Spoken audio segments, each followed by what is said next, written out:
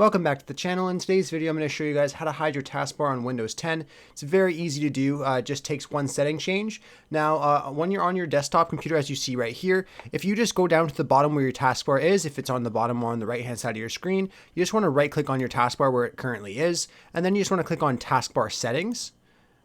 And then it will pop up this thing right here with a bunch of taskbar settings that you could change. Now, the one that we want to change today is the automatically hide the taskbar in desktop mode.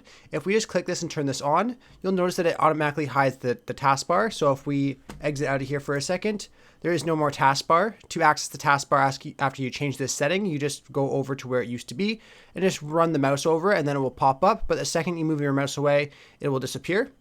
I hope I was able to help you guys out with showing you guys how to hide your taskbar on Windows 10. If this was helpful, be sure to leave a like on the video and subscribe for more. Thanks for watching.